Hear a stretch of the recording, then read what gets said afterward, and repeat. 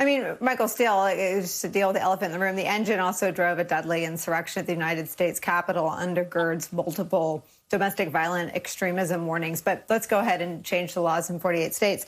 You've got a solution, though, Michael Steele, and I want to turn to that. You write this in the Bulwark. Compromises are by their nature difficult to reach. But instead of considering the negotiations on For the People Act as a loss, let's look at Manchin's bill as a good start and build on it. Republicans have made the nonsensical argument that Manchin's bill is the Stacey Abrams substitute. But by showing support for the efforts of Manchin, Abrams is trying to help the country get to yes. A Stacey Abrams substitute is a good thing for anyone who values compromise in the service of getting things done for America. Only a party opposed to any reform would demonize this good faith compromise. Where are you on the optimism scale that what you argue will come to pass? I have to be optimistic because the other side of it is just damned ugly. It is antithetical to what you and I, grew up inside a Republican Party believing and certainly believe for our country. So, the fact that, you had McConnell and others, going after Stacey Abrams just tell you how vapidly silly their arguments are. When they, we're going to make it about Stacey Abrams. Stacey Abrams could have very easily said, oh, hell no, we're not doing this compromise. This doesn't go along with any of the progressive voting legislation that we want.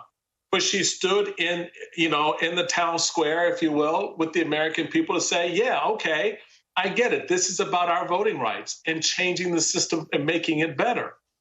So Republicans aren't about that. And I think we know that now very clearly. So what it's going to require is the rest of us. What citizens are joining those legislators who are coming to town this week? What efforts are occurring in state capitals around the country to press on state legislators that the American people don't want this change? Because wake up, folks, if there was no fraud in the 2020 election, what the hell do you think is going to happen in 22 and 24?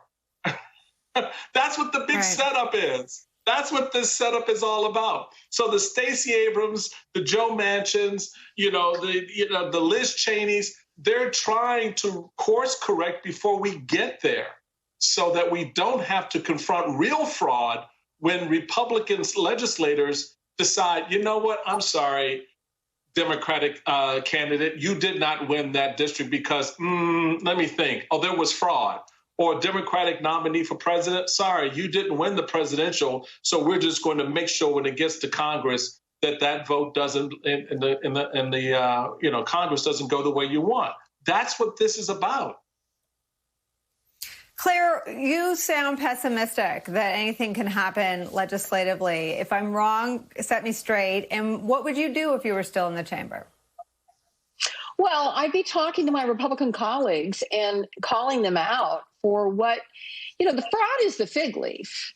I mean, it's just silly. What this really is about is what the Republican Party has become.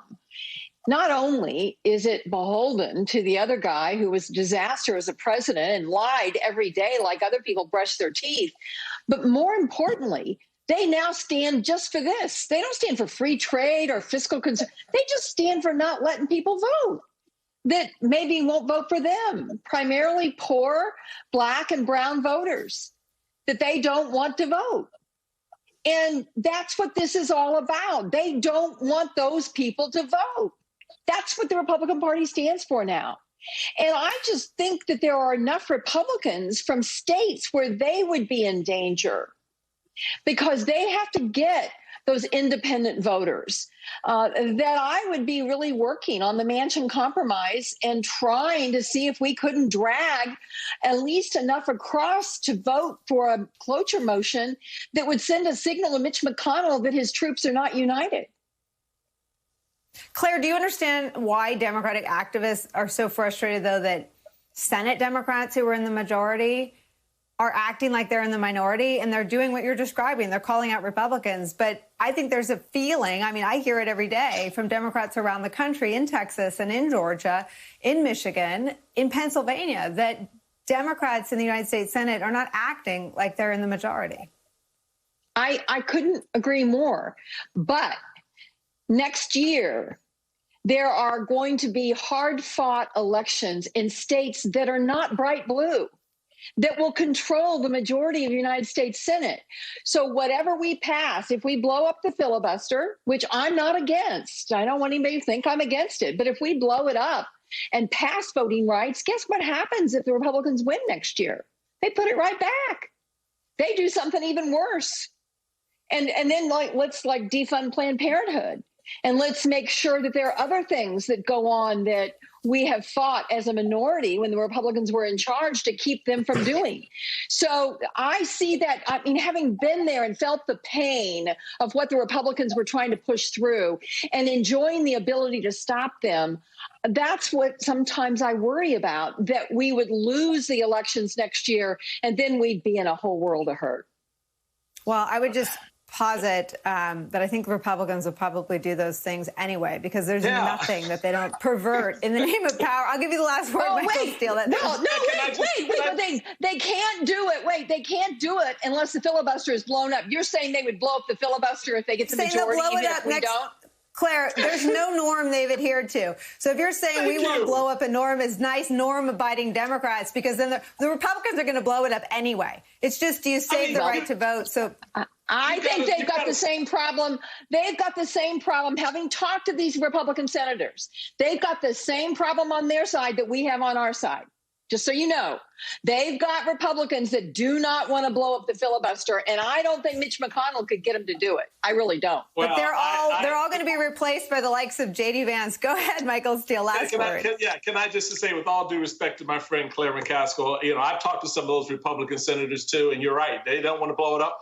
But when Mitch McConnell makes the party call, as we've seen Mitch McConnell do on other far, far more important issues than a filibuster, trust me, they will fall in line, because over their shoulder, even though they've gotten past their election, look at how many Republican senators got past their election in 2000. Graham, right, stayed in line.